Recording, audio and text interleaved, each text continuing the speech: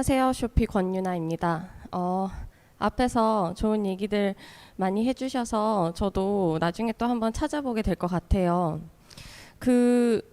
제 파트에서는 오늘 이제 동남아 시장으로 수출하는 저희 그 이커머스 기업들 관점에서 좀 내용을 공유해드리려고 합니다.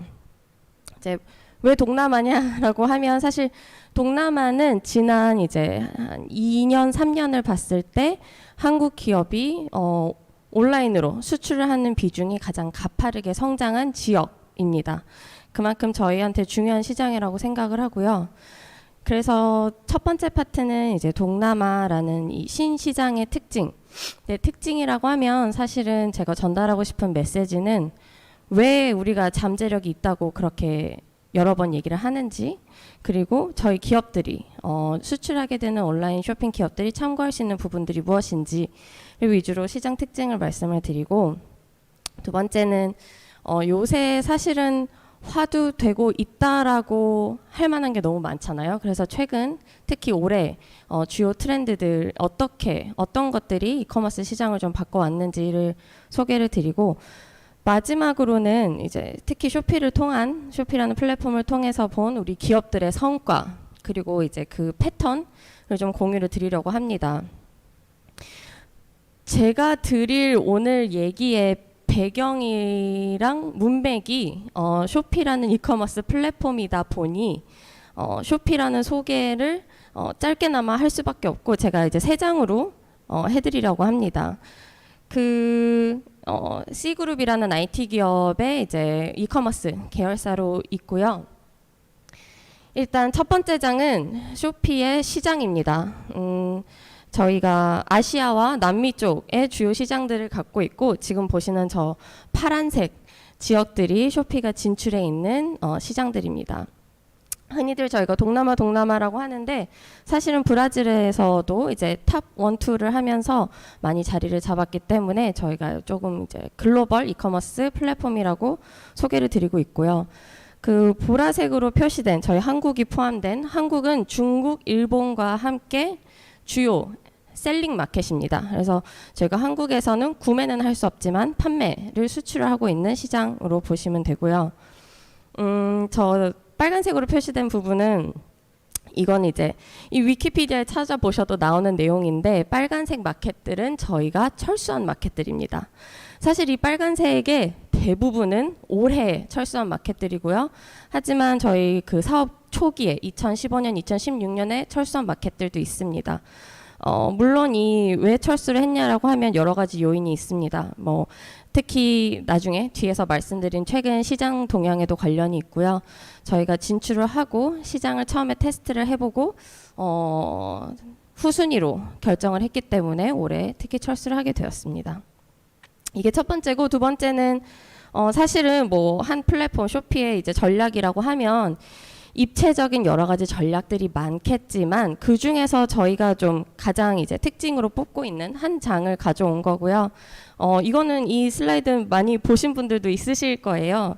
이건 체류 시간과 그리고 이제 소비 간의 상관관계를 보여주는 그래프이고, 이게 각 이제 점들, 각기 다른 앱들이 소비자들의 체류 시간, 온라인상의 체류 시간을 얼마나 확보하느냐에 따라서 그 앱상에서의 소비 행태, 그리고 소비의 범위가 훨씬 확대된다라는 걸 볼 수가 있고, 이게 중요한 이유는, 저는 이 장표가 동남아라는 시장의 특징도 보여주면서 쇼피라는 플랫폼의 전략을 보여주는, 두 개를 함께 보여주는 되게 중요한 포인트라고 생각을 합니다.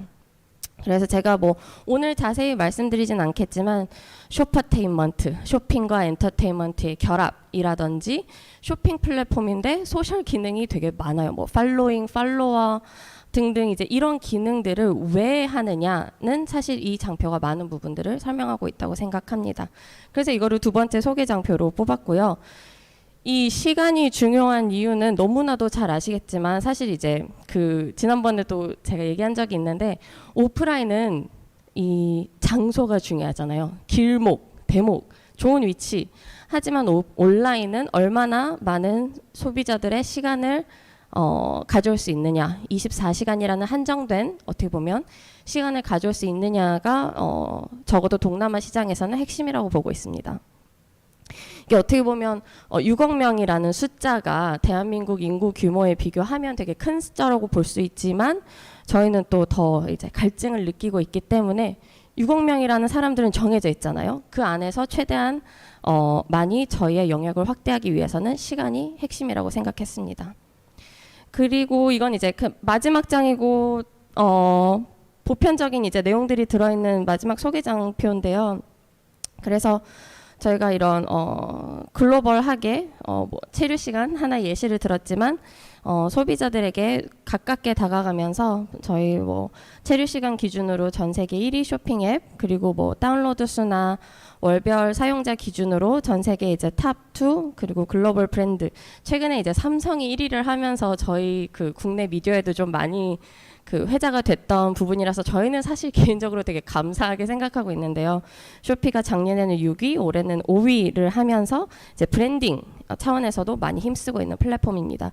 이 브랜딩이 사실 플랫폼으로서 왜 중요하냐는 뒷장의 시장의 그 특징과 행태를 말씀드리면서 좀 간접적으로 설명이 될 것 같아요. 그래서 브랜딩에 많이 힘쓰고 있고 같이 이제 저희의 거래액도 늘어나고 있는 상황입니다. 그래서 이거는 이제 저희 문맥상 쇼피에 대한 간단한 소개를 해드린 거고요.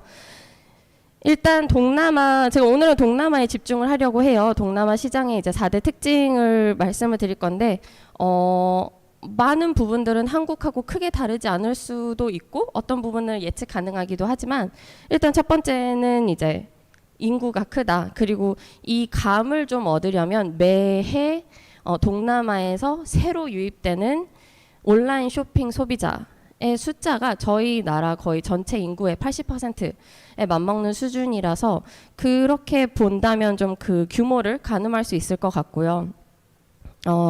이 성장에 힘입어서 앞으로 한 7년, 8년 사이에 동남아시아 소비자가 전 세계 소비자 시장의 16%를 차지할 거라고 예상이 되고 있고 이 코로나가 온라인 쇼핑에는 이제 큰 화두다 보니까 2020년 이후에 들어온 신규 유입된 소비자가 전체 소비자의 5분의 1 이상 정도를 차지하고 있는 상황입니다. 뒷장에서 뭐 몇 가지는 좀 이렇게 세부 내용을 말씀을 드릴 건데요.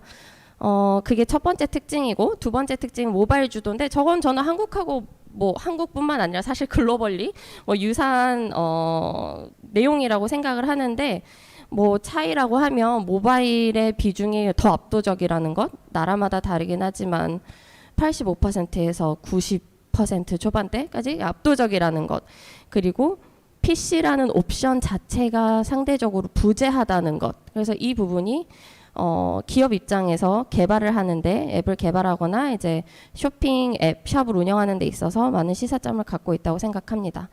이제 PC라는 옵션이 부재하다는 게 PC가 없다는 얘기는 아니고 많은 분들이 PC를 사용하지만 사용하는 그 인구의 비중 자체가 훨씬 낮아요. 그러다 보니까 마치 잘 아시다시피 소위 말해서 개발도상국에서 신용카드를 뛰어넘고 온라인 페이먼트로 바로 점프를 하듯이 동남아시아도 비슷하게 PC 쇼핑을 뛰어넘어서 모바일로 바로 점프를 한 그런 상황이라고 보시면 됩니다. 세 번째는 제가 이미 말씀드렸던 앱 체류 시간과 소비의 상관관계이고 동남아의 특징은 일단 시간을 이미 쇼피뿐만 아니라 동남아시아 소비자는 시간을 온라인에서 많이 쓰고 있어요. 한국의 거의 2배를 쓰고 있고 이게 동남아와 그리고 저희가 진출해 있는 다른 남미 시장들도 유사한 행태를 보이고 있습니다. 그리고 네 번째는 이거는 4대 특징 아마 올해 정도까지를 이제 설명하는 큰 4대 특징이고 아마 내년이나 내후년부터는 조금 이 특징이 약화될 수도 있을 것 같기는 해요. 이게 무슨 뜻이냐면 최근까지는 어쨌든 이 동남아라는 시장의 성숙도와 그리고 인구 성장의 속도 때문에 온라인 쇼핑에 아직 유입되지 않은 소비자들이 여지껏은 많았잖아요. 그렇기 때문에 이 사람들이 처음 쇼핑을 할 때 어떻게 처음 쇼핑 첫 구매를 하게 되느냐 그걸 결정짓는 매우 중요한 이제 터닝 포인트 소비자 입장에서 그게 메가 캠페인이 되는 겁니다.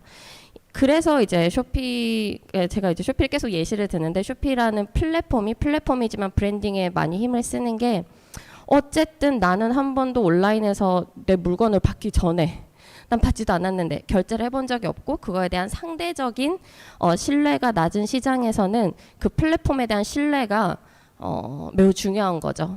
그래서 사람들 머릿속에 각인돼 있는, 이미 이제 한국에서도 좀 많이 아시는 이제 뭐 99 캠페인, 10 캠페인, 중국으로 치면 이제 광군제 같은 그런 캠페인들이 소비자 입장에서는 각인된 터닝 포인트, 새로 내가 뭔가 안 해봤던 소비를 할 그런 터닝 포인트라고 봐주시면 됩니다. 그래서 이 네 가지가 좀 주요 특징들이고, 두 가지만 좀 몇 가지를 보여드리면, 일단은 동남아시아는 글로벌 대비 성장률이 그 GDP 성장률이 2배 정도 되고 있고, 2030년에는 인구가 7억 명을 넘을 것으로 예상을 하고 있고, 그렇게 되면 세계 인구의 한 10% 정도 되는 건데, 소비 집단 기준으로 소비자 안에 집단 안에서 동남아시아 소비자의 비중으로 보면 앞서 말씀드렸다시피 한 16% 정도 되는 매우 중요한 시장, 이미 중요하지만 앞으로 더 중요해질 시장이라고 보고 있고요. 이게 얼마나 사람들이 온라인과 모바일에 시간을 쓰는지에 대한 하나의 이제 정보값인데, 제일 오른쪽에 저 하얀 점선이 한국이에요. 저 한국도 충분히 핸드폰을 많이 쓴다고 생각하는데, 한국 대비 저 왼쪽에 이제 빨간색 박스가 쳐진 쇼피 마켓들을 보시면 많게는 2배까지 차이가 난다는 걸 보실 수 있습니다.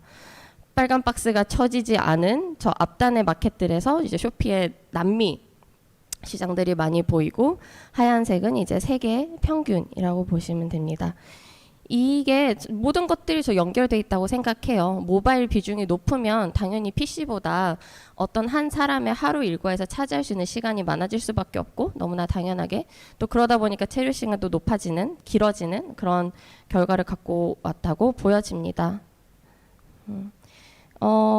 그리고 제가 마지막으로는 이제 앞서는 뭔가 시장의 그런 좀 전반적인 부분 특징에서 말씀드렸으면, 이 마지막 장표에서는 제가 쇼피에서 직간접적으로 정말 온라인 쇼핑 판매를 하는 판매자 입장에서 볼 수 있었던 소비자들 개개인의 행태라고나 할까요? 그런 이제 행동의 특징들도 몇 개를 뽑을 수 있는 것 같아요. 그래서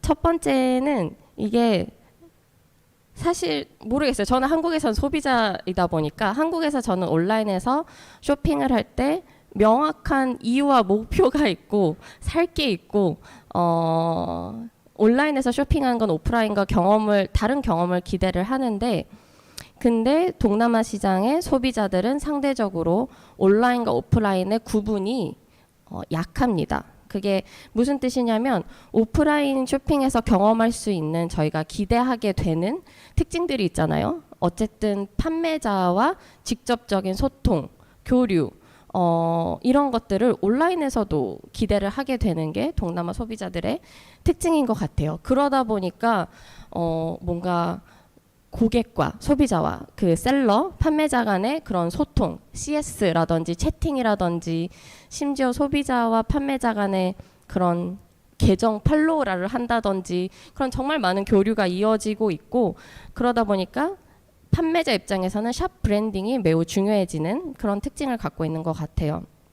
예를 들면 사실 모르겠어요. 저는 한국 소비자로서 제가 온라인에서 뭘 살 때 이게 진품인지 가품인지 사실 많이 궁금한 것 같지도 않지만, 궁금하다고 해도 그거를 판매자한테 물어보지는 않는 것 같거든요. 저 개인적으로는 그런 경우를 많이 보지도 못했고, 그런데 동남아 소비자들은 물어봅니다. 판매자들한테 물어봐요. 채팅을 해요. 말을 걸어요. 근데 이제 그런 경우에 저희 판매자분들 중에 한 분이 진품 맞다. 한국에서 보내는 거다. 심지어 한국 화장품이었는데 내가 지금 한국에 있다. 라고 하면서 이제 그때도 눈이 왔었어요. 그래서 밖에 이제 눈 사진을 찍어서 보내셨대요. 근데 그게 바이럴을 타면서 샵이 갑자기 저희 랭킹의 탑으로 올라가게 된 거예요. 그만큼 고객들의 기대치도 높지만 그 교류에 대해 반응도 같이 이제 비례적으로 많이 해주는 그런 약간은 한국과는 다른 그런 행태를 보이고 있는 시장입니다. 그리고 이제 두 번째는 그 앞서 조금 말씀드렸다시피 온라인 결제에 대한 아직은 이제 신뢰 구축 단계이다 보니까 한국 대비해서 구매 전환을 하기 위해선 내가 물건을 사는 이 플랫폼에 대한 신뢰가 필요하고 브랜딩이 필요합니다. 그래서 한국에서는 보통 저는 이제 뭐 어디 페이스북에서 광고를 봐서 이제 클릭해서 들어가면 뭐 자사몰에서 결제를 하게 되거나 하는 경우가 많은데 동남아에서는 저희 판매자분들이 브랜드분들이 외부에서 광고를 많이 하세요. 외부 매체에서 뭐 페이스북, 인스타에 광고를 많이 하시고 랜딩을 다 쇼피로 하십니다. 그래서 구매 전환이 될 수 있게. 그 두 번째 특징이고 세 번째는 메가 캠페인 제가 말씀드렸던 거랑 비슷한 얘기여서 넘어가고 마지막 네 번째는 참 이제 저희 같이 한국 판매자 같이 컨텐츠에 뭔가 강점이 있고 차별화가 되는 판매자 그룹한테는 좋은 소식인데요. 광고에 대한 피로도가 상대적으로 낮습니다. 그래서 그게 무슨 뜻이냐고 하면 일단은 뭐 사실은 직접적인 지표로 보이는 로아스라든지 광고를 통해 들어오는 매출의 또 수치도 훨씬 높기도 하고 그리고 어떤 광고를 했을 때 이 컨텐츠가 좋다 하면 이거를 소비자들이 직접 또 알려주세요. 아까 예는 제가 채팅을 예시를 드린 거고 채팅이 아니고 광고더라도 소비자분들이 직접 반응을 하고 환호를 해주는 좀 그런 특이점을 갖고 있는 시장입니다. 그래서 피로감이 낮다 보니까 저희 한국 판매자분들 입장에서 좀 더 적극적이고 지속적인 다양한 광고 시도를 해보고 계세요.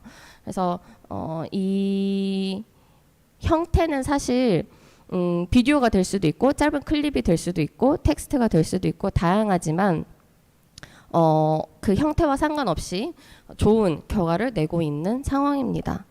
그래서 이게 이제 동남아에 대해서 좀 몇 가지를 말씀드린 거라고 하면 주요 화두 저는 이제 최근 트렌드라고 해서 오늘 두 가지를 갖고 왔는데요. 하나는 코로나 그리고 두 번째는 글로벌 경제입니다. 그래서 코로나는 동남아에서도 제가 느꼈을 때는 두 가지의 스테이지가 있었던 것 같아요. 그리고 지금은 두 번째 스테이지를 지나가고 있는 거고 첫 번째 스테이지에서는 예상 가능하게도 뭐 더 많은 소비자들이 유입됐다, 신규 소비자들이 유입됐다, 온라인 쇼핑을 안 하던 사람이 새로 하게 됐다. 한국과는 다르게 동남아시아는 봉쇄를 했었어요. 짧게는 몇 주, 길게는 몇 달 동안 여러 나라에서 싱가포르, 말레이시아, 태국 그리고 필리핀 등 봉쇄를 했었고 이게 정부 차원에서의 봉쇄가 아니라고 하면 코로나 확산으로 인해서 어떤 그 물류 과정에서의 창고 봉쇄라든지 여러 가지 한국보다는 더 직접적인 임팩트가 많았기 때문에 신규 유입자들이 많았고 그리고 중장년층 및 이제 외곽 지역에 있는 소비자들이 많이 유입이 됐습니다. 그래서 오른쪽은 뭐 나라별로 이제 얼마나 많은 소비자들이 코로나 이후에, 그러니까 2020년 이후에 유입이 됐는데 한 평균적으로 20% 정도 유입이 됐다라고 볼 수 있고요. 그리고 이제 유입된 것뿐만 아니라 빈도와 지출도 증가했다. 그래서 한 작년까지는 이 모든 것들이 사실 온라인 쇼핑 입장에서 모든 것이 확장되는 호황기였었던 것 같고요.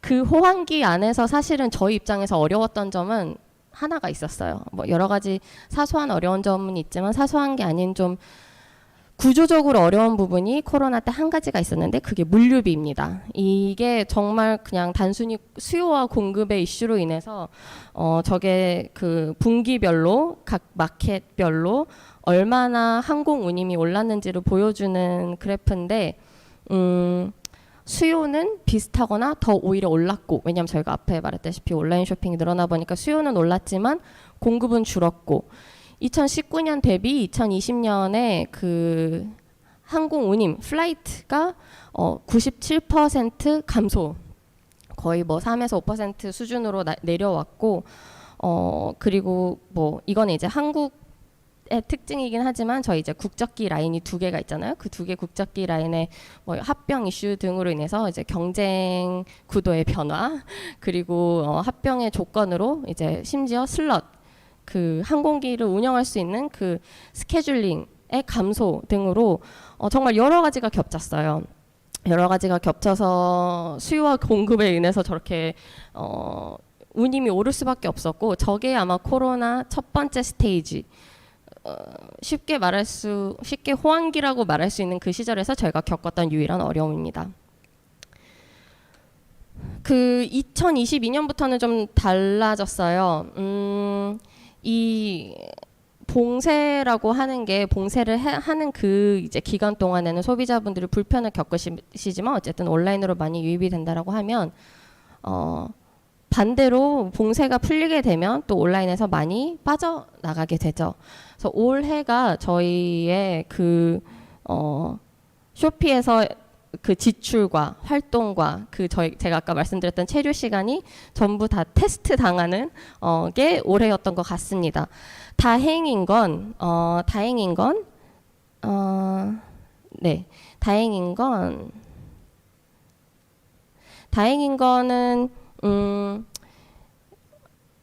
꼭 필요하지 않은 것들 예를 들면 엔터테인먼트 잘 아시다시피 뭐 넷플릭스도 그 중에 하나죠. 온라인 엔터테인먼트는 좀 영향을 더 많이 받았어요.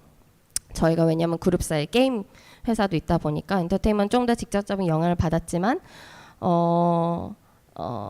쇼핑과 같이 정말 생활 필수품과 관련된 소비는 영향을 덜 받았고 그리고 다행히도 온라인 쇼핑이라는 거에 일단 한번 경험을 했다 보니까 여기에 이제 어느 정도 적응이 된 그런 행태를 저희가 볼 수가 있었고요. 다만 당연히 이제 거리두기 완화로 인해서 좀 그 소비되는 상품군은 좀 바뀌었던 것 같아요. 예를 들면 다 아시겠지만 한국 판매자분들이 또 마스크를 정말 많이 파셨어요.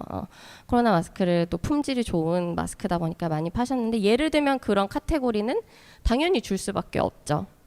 하지만 죄송합니다. 여기다 보시다시피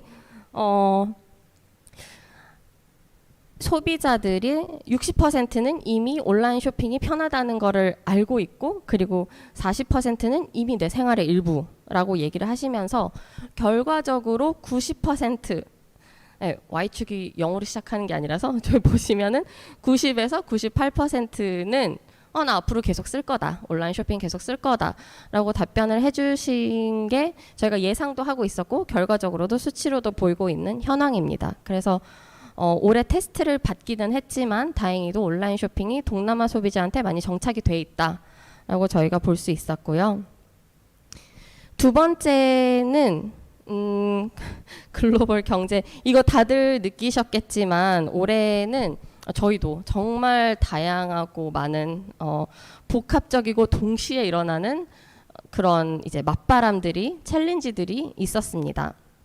이게 특히나 저희 같은 고성장 단계의 온라인 기반 사업에는 정말 어려운 상황이에요. 이 상황이. 그래서 뭐 내부적으로 다양한 전략들이 있었는데 그 중에 오늘은 온라인 쇼핑 행태와 직접적으로 관련이 있는 그런 전략들만 먼저 뽑아서 좀 공유를 해드리겠습니다. 지난 2년 동안은, 그러니까 올해 이전 지난 2년 동안은 저희는 이제 신규 유저, 판매 건수와 같은 이제 외형적인 기반을 다지는 데 집중을 했고 그래서 아까 제가 말씀드린 뭐 메가 캠페인이라든지 프로모션 이런 것들에 집중을 많이 했는데 올해 중반부터 방향이 많이 바뀌었습니다. 그게 그 방향을 바꾸기에 적합한뿐만 아니라 방향을 바꿔야만 했던 시점이었고 이제는 판매 건수만이 아닌 이제 그 상품의 가격, 구매 단가와 수익률에 집중을 하고 있습니다. 그래서 플랫폼 입장에서는 좀 더 고가의 상품에 집중을 하고 있고 사실은 미끼 상품들이 뭐 정말 몇백 원, 뭐 몇십 원 하는 미끼 상품들에 대한 비중을 확 줄였어요. 확 줄이고 신규 유저의 유입보다는 소위 말해서 이미 많이 들어왔으니까 그분들 잘 지키고 다만 고가의 상품에 품질에 집중을 하자라고 방향이 바뀌었고 이게 사실 이런 변화는 너무나 극명하게 저희가 이미 눈으로 보이고 있는 거고 한국 판매자들한테 좋은 방향이에요. 항상 판매자들 입장에서는 플랫폼 안에서 구조를 가지고 경쟁할 수밖에 없는데 그 경쟁이 훨씬 더 유리해진 거죠. 예, 한국 판매자들 입장에서. 그리고 두 번째는 이것도 이제 한국 판매자들한테의 특징이기는 한데 저희가 어쨌든 원화 가치가 많이 떨어지면서 한국 판매자들이 수출을 하는 입장에서 좀 가격에 대해서 유동적으로 대응을 할 수 있었던 그런 한 해였습니다.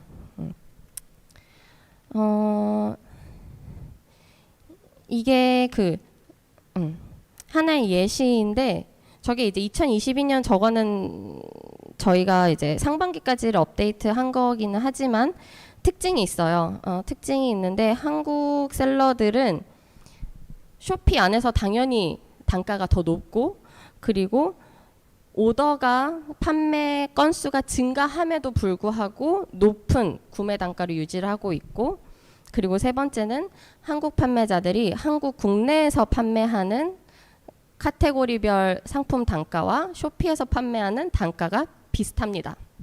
유사합니다.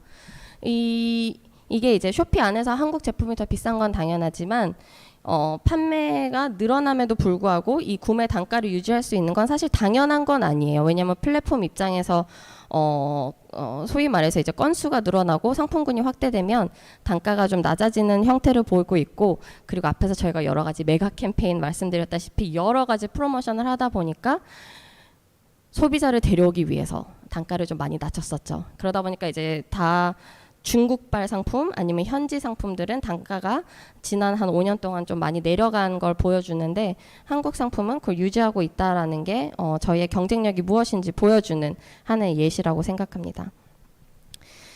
그래서 2022년도는 어려운 한 해였지만